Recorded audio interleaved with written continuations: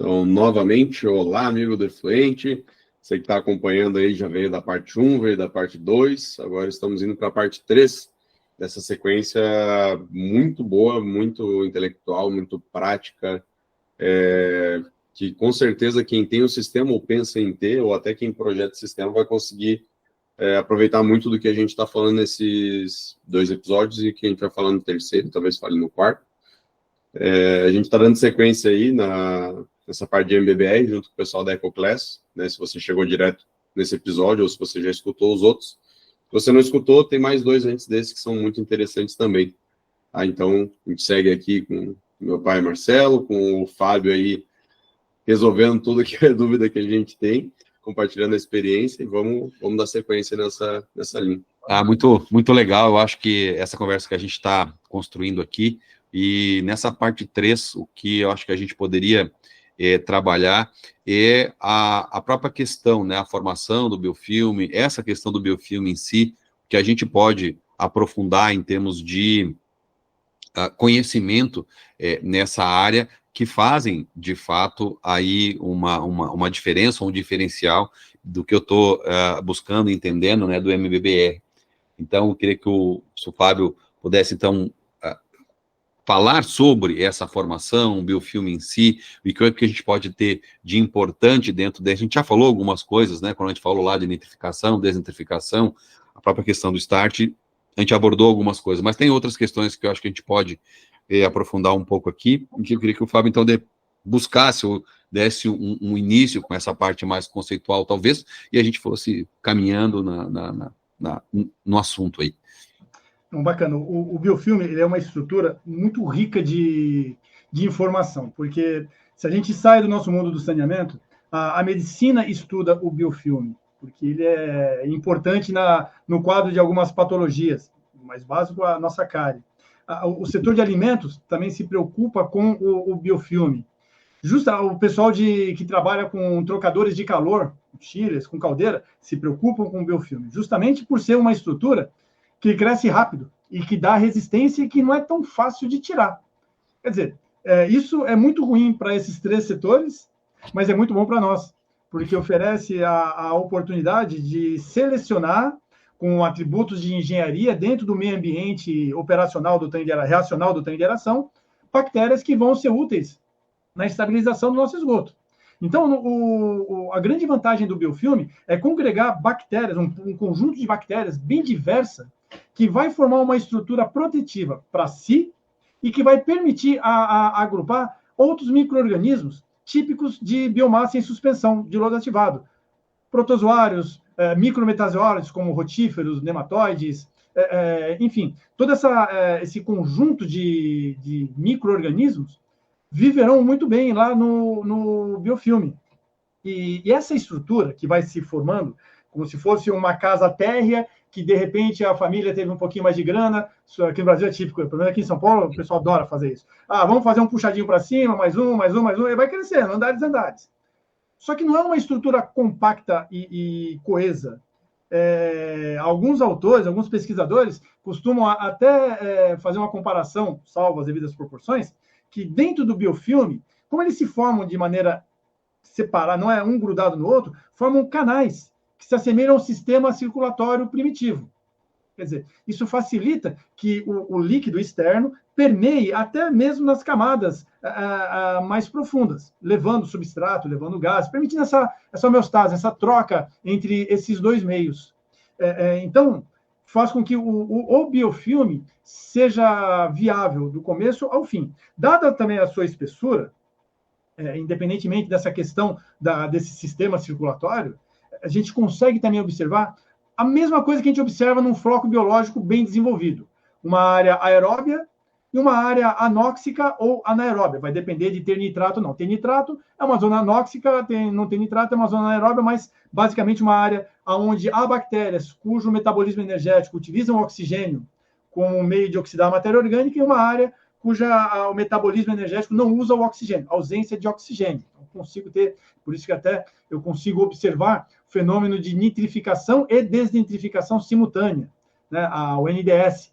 O NDS tem como marca acontecer a nitrificação e a desitrificação no mesmo lugar, no mesmo reator. Então, o biofilme ele promove isso. Também promove a possibilidade do desenvolvimento de organismos acumuladores de fósforo, os PAU, que são conjuntos de bactérias muito específicas, cuja habilidade em retirar fósforo do ambiente é muito maior do que as bactérias tradicionais. E essas bactérias, elas gostam muito de intercalar um ambiente anaeróbio com um aeróbio. Quer dizer, o biofilme ele oferece um espaço para desenvolvimento de micro-organismos interessantes que a gente encontra no seu comparativo de lodos ativados. A vantagem que ele tem, você não vai ter booking filamentoso, não vai ter o excesso de filamentosas entupindo o biofilme. As filamentosas, elas não oferecem esse perigo. O que pode acontecer, que isso também pode acontecer nos lodos ativados, no crescimento de biomassa em suspensão, é o booking viscoso. O booking viscoso é quando, por questões alta concentração de matéria orgânica, pouca concentração de nutrientes, problemas com aeração, você tem um desenvolvimento capenga dos micro-organismos. Eles liberam muito EPS, acabam ficando volumoso, agregando água, crescem demais de volume, mas não tem bactéria lá dentro. Isso é até interessante, porque muita gente acha que eu tenho que pegar uma biomídia e enxergar lá um biofilme grosso. Não. Biofilme grosso não quer dizer que tem muita bactéria, quer dizer que tem um biofilme grosso. Na teoria de lodos ativados, lá com Van Handen e Maré, a gente tem a questão dos sólidos ativos, né? Sólidos inertes, sólidos ativos e os sólidos totais. Né? Esses sólidos ativos representam as bactérias propriamente ditas, aquelas que vão comer. Então, quer dizer, eu tenho que ter no meu biofilme muita bactéria. E aí eu não consigo ver isso só com o olhar da espessura. Mas, independentemente disso, se você pegar uma biomídia e remover o biofilme e colocar numa lamínula no microscópio, você vai ter uma imagem muito semelhante de um lodo ativado. Você não vai ver o floco biológico, você vai ver a biomassa espalhada, porque você descolou-a da superfície. Aí você vai ver protozoários, você vai ver protozoários pedunculados, você vai ver rotíferos. Você vai ter uma imagem que, para quem é afeito a esse tipo de acompanhamento microbiológico em lodos ativados, muito semelhante com o de aeração prolongada. A aeração prolongada ele trabalha com uma idade do lodo altíssima, uma retenção celular muito alta. E o biofilme oferece isso. Você vai ver muito micrometazoário, muito rotífero, muito protozoário pedunculado. Não que isso queira dizer que seja um lodo com alta idade do lodo. Por quê? Eu não consigo, pelo menos até hoje, não há um procedimento para controlar a idade do lodo. Eu não consigo criar uma operação, um mecanismo que regule o momento exato em que eu tenho que ter um desprendimento X do biofilme. Esse é um grande desafio. As questões hidrodinâmicas, o reator, a aeração, biomídia, tudo isso tem que ser muito bem pensado e dimensionado para eu tentar controlar essa formação do controle da espessura do biofilme. Mas eu não consigo ter não consigo pegar o parâmetro idade do lodo e aplicar diretamente na biomassa que está se soltando do biofilme. Eu não tenho esse controle. Isso é um grande problema para os projetistas. Porque a gente não tem hoje uma planilha, igual você tem por aí afora, do Maré, enfim, que você tem lá um passo a passo para dimensionar o lodo ativado. Isso, para o MBBR, dá mais trabalho para o projetista. Alguns optam por dimensionar o projeto como se fosse o lodo ativado. Vai indo lá, lodo ativado, aí chegou num ponto, cata tudo isso, e aí transforma em biomassa aderida e em MBBR, porque ainda é muito difícil, nós não temos uma teoria que dê suporte a essa compreensão. Mas o biofilme ele é muito rico de micro-organismo. Legal. E agora, talvez, olhando por uma questão, tem alguma coisa já da experiência de vocês, literatura, enfim, que dê um indicativo quando é melhor eu iniciar um sistema a partir de um bioestimulante, de uma bioaumentação, ou de um sistema em que eu traga um lodo ativado de um outro, ou mesmo de um processo natural em que esse biofilme vai se formando. Tem alguma relação que vocês observam que é mais interessante de um lado, sei lá, tempo, eu preciso que seja mais rápido, tipo de efluente, então, que tem já uma contaminação um pouco mais característica e outro não.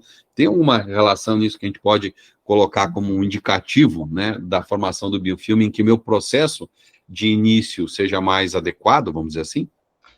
Tem três, entre as possibilidades, eu vou citar aqui três, me cobrem, tá? Para de repente eu esqueço no meio do caminho. Uma delas é a básica, eficiência. Eficiência está caindo, é porque não tem bactéria comendo. Então você tem que olhar o que está acontecendo no conjunto da obra. Com a biomassa em suspensão, essa tarefa é um pouco mais fácil, porque, primeiramente, o que você vai fazer? Vai lá no tanque de aeração, pega uma alíquota, manda para o laboratório, faz sólidos em suspensão totais, sólidos em suspensão voláteis. Você tem como, com o SSV, os voláteis, estimar. É uma mera estimativa.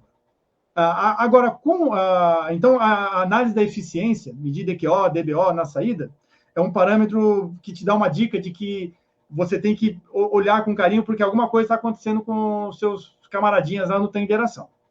Aí, tá, a gente vai para a segunda possibilidade, olhar que a gente tem que ter. O comparativo de bactérias, o quantificar indiretamente essas bactérias. Como que eu sei se eu tenho bactéria suficiente ou não? Novamente, num lodo ativado, relação SSV-SST me dá uma ideia de como estão as coisas. Para a biomassa aderida, eu também consigo fazer isso, só que ela é um pouco mais trabalhosa. Eu tenho os sólidos totais aderidos que eu preciso quantificar. A literatura ela traz algumas metodologias para eu quantificar o quanto que eu tenho de massa por metro quadrado, gramas por metro quadrado, e o quanto que isso equivale em termos de miligramas por litro de SST, por exemplo. Então, a medida dos sólidos totais aderidos é também um indicativo para eu avaliar como que está a formação desse meu biofilme, não usando como único elemento o olhar meu lá. Ih, tá pouco, tá muito. Analiticamente, é um pouco mais trabalhoso. Você tem algumas metodologias, todas elas... não existe essa é a melhor. Eu tenho uma metodologia que eu acho bacana, que é utilizando... Eu pego um conjunto de biomídias, de forma empolada, eu meço o volume que elas ocupam, e conto quantas tem. 12 biomídias ocupam 200 ml de volume. Tá. Aí eu vou pegar essas 12 biomídias, com uma escova ortodôntica, eu vou remover toda a biomassa interna. Toda. Vou limpar elas. No final, elas têm que ficar o mais limpo possível. E essa biomassa que eu raspei, eu vou quantificar como se fosse um SST. Vou filtrar e vou ter uma massa. E aí, através de cálculos, eu vou conseguir chegar, porque eu tenho uma massa, eu tenho um volume de biomídia, eu tenho uma área dentro dessas 12 biomídias que eu conheço, então eu consigo fazer aí umas aproximações e chegar numa massa por área e numa concentração miligramas por litro.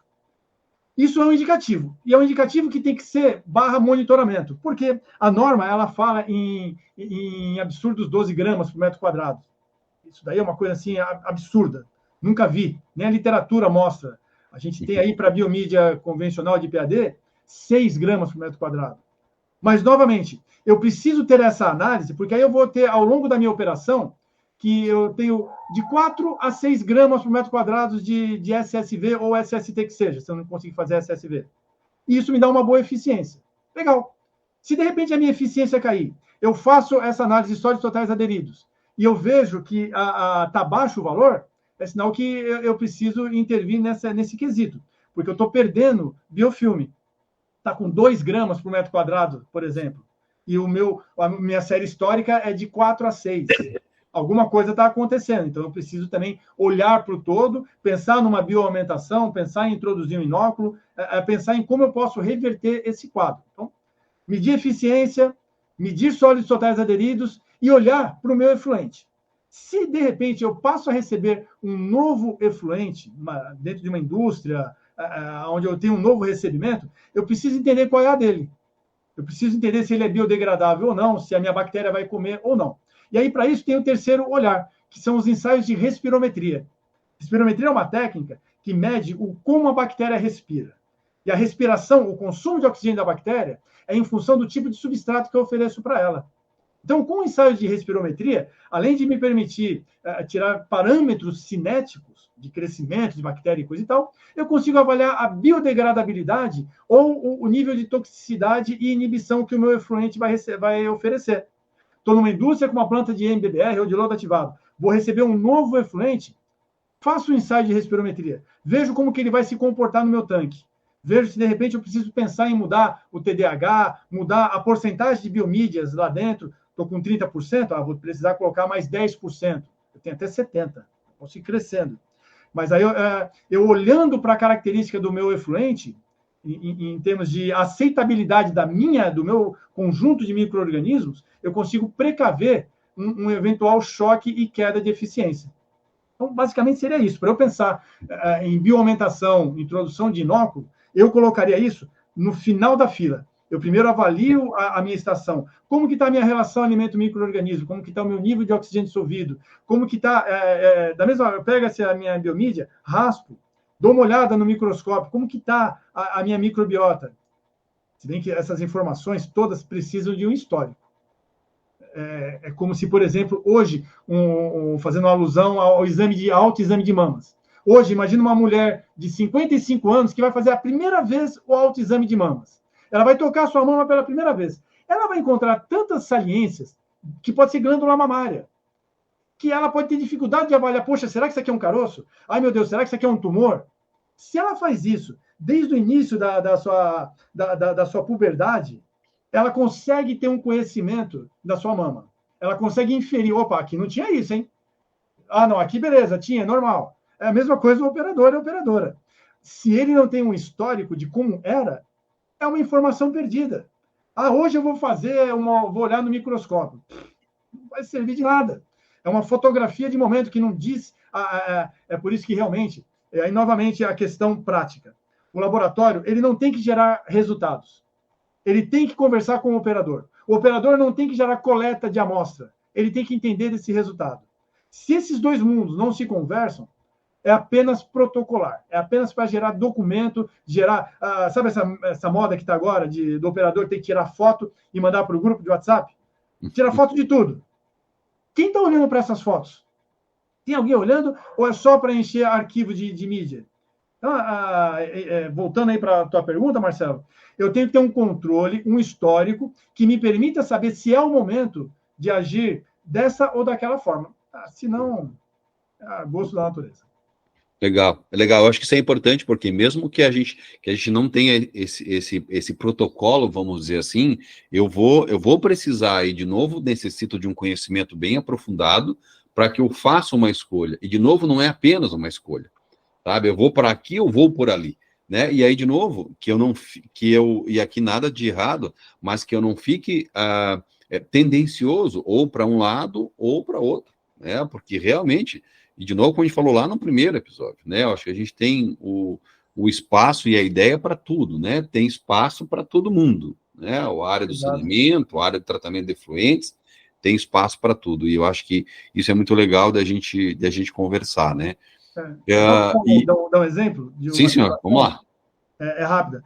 Usando novamente a UR Pirajussara como exemplo. Num dado momento, houve um problema operacional que ninguém conseguiu entender o que aconteceu. O fato é que houve uma carga de polímero vindo lá da área de desaguamento de lodo muito grande, que colmatou a biomídia, aquelas quadradinhas que eu mostrei para vocês, de poliuretano, ela virou uma bola. E isso colmatou as telas de proteção, que eu acho que também é um assunto legal para depois a gente abordar. Legal. E que, para ter uma ideia, essas telas de proteção que tem no tanque de aeração, elas foram projetadas para, num grau tal de colmatação alta, 80% de colmatação, ela ainda garantia a passagem de vazão nominal. Mas entupiu tudo e houve um transbordamento.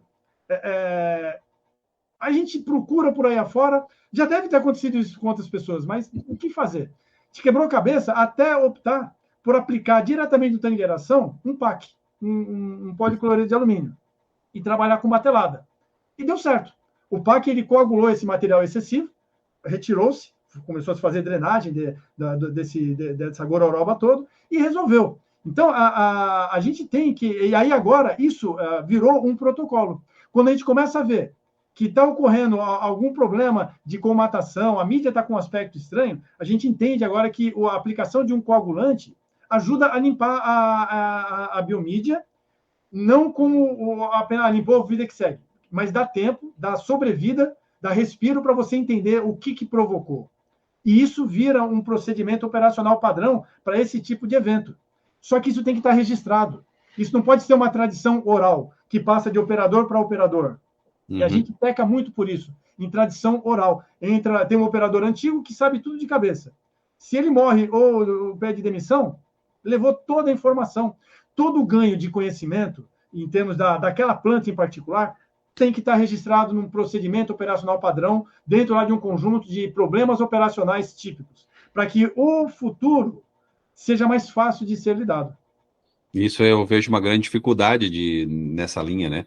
Da gente conseguir olhar para essa questão da retenção de informação independente das pessoas, né? Mesmo o consultor, ele não vai estar ali sempre, ele vai ser passageiro, né? O próprio responsável técnico pode ser passageiro, como operador também pode ser passageiro, né? Só que o operador está ali no dia a dia, mas eu acho que tem que ter um suporte para que esse tipo de conhecimento passe, aí vamos colocar assim, de geração para geração, né? Que a gente tenha nessa troca de operação, que é sempre ruim, mas ela acontece, ela é inevitável, né? Que bom que eu tenho um operador que ficou lá 25 anos, 30 anos, 35, saiu, você aposentar, e agora está entrando um outro operador que vai ir para uma outra linha, né? Que bom que a gente tenha isso, e eu sempre observei dentro das nossas consultorias e responsabilidade técnica de que certamente o conhecimento do operador era muito importante, né? E um operador de muito tempo, ele consegue sim fazer esse processo de adequar a operação para manter a eficiência dentro do padrão que precisa.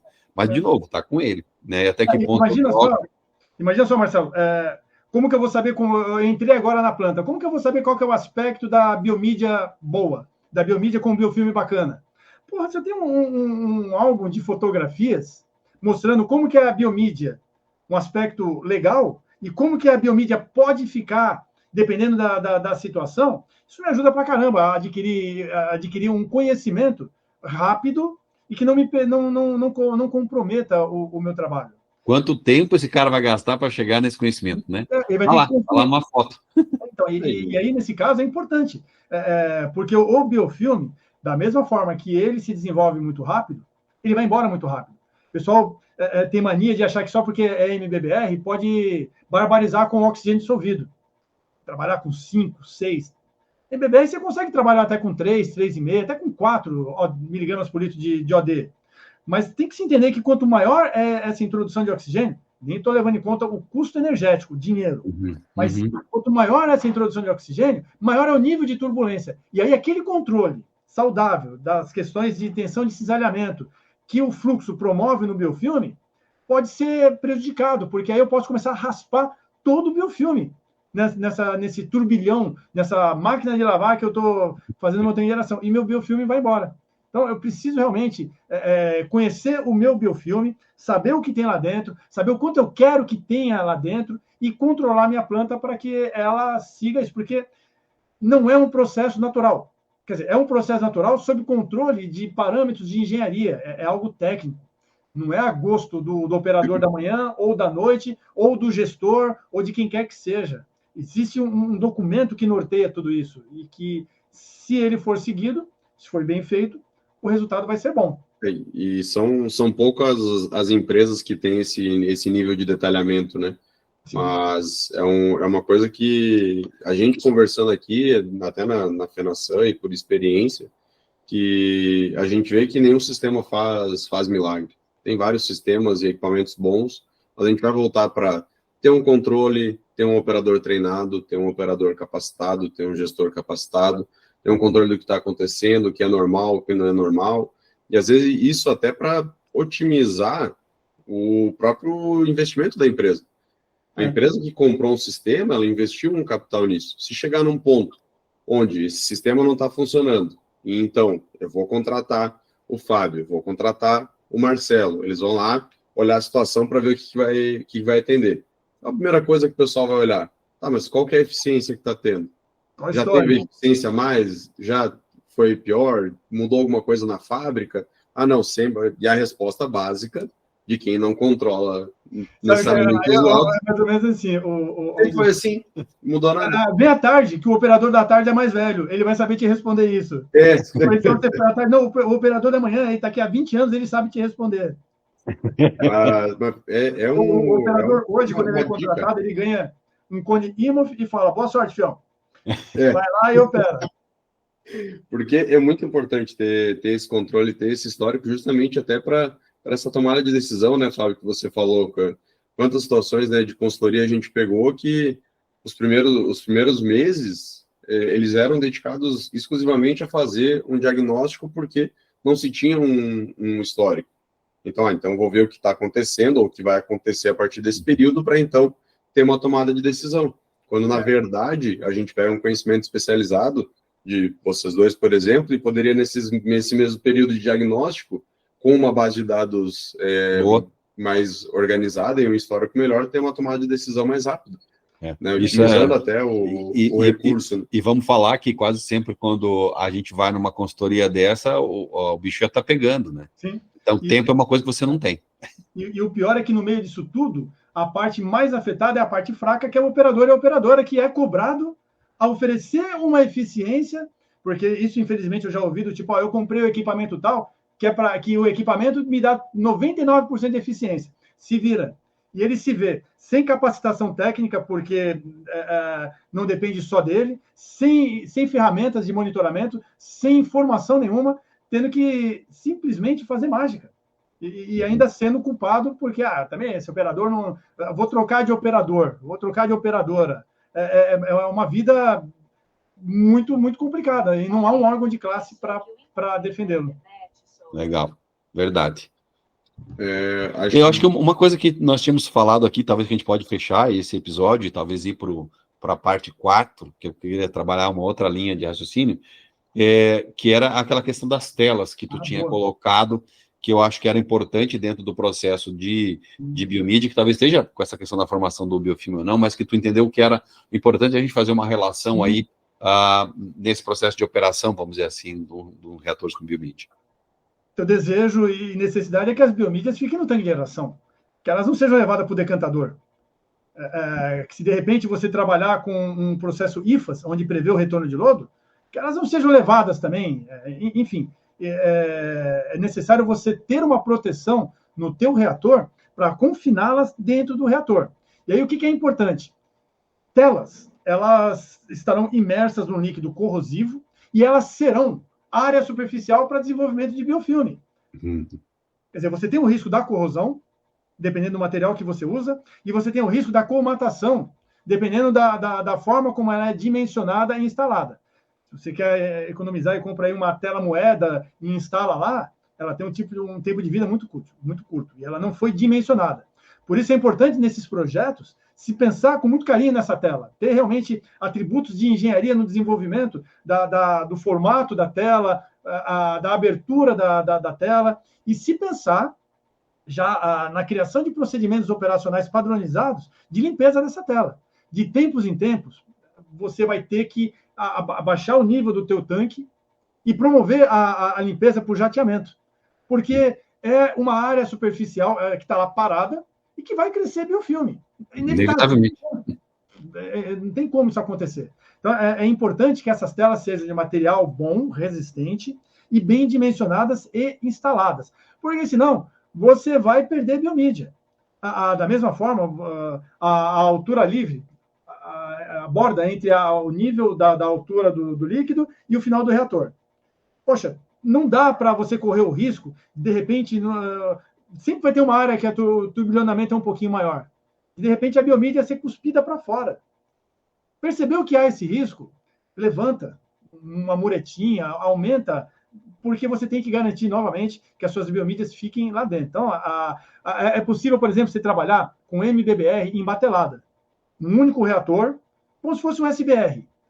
Só que tem biomídia. Só que aí, para isso também, a tua bomba que vai remover o sobrenadante, ela tem que ter uma telagem específica, muito bem dimensionada, para não puxar a biomídia e não grudar nela e não entupir, e retirar o sobrenadante. Mas também, tranquilo.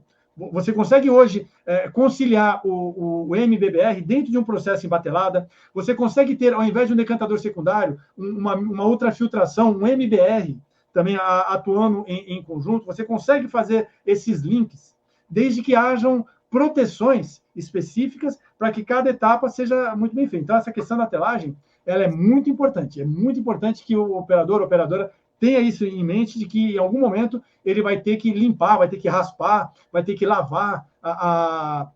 Alguns lugares o pessoal coloca já disponível umas mangueirinhas para ter um jateamento, para tentar espalhar as biomídias.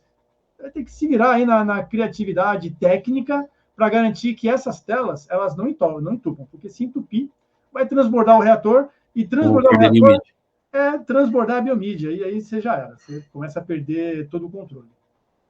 Muito legal. Muito bom. Acho que de minha parte nesse episódio tá ok. Tá ótimo. Podemos partir para o 4º episódio. Então, você que está ouvindo a gente, já fica ligado que daqui a pouco está sendo mais um episódio. E acho que nesse episódio a gente poderia puxar talvez essa questão mais de aplicabilidade, né? Que seria talvez a última situação em que a gente, e junto talvez alguns parâmetros de operação, em que a gente pode estar colocando essas questões mais específicas, que eu tenho muita curiosidade, né, em relação até talvez adaptações de sistemas de LOS ativados para o MBBR, né, e outras questões mais associadas aí já a esse processo mais de aplicação mesmo. Beleza? Vamos lá? Perfeito. Até já. Até.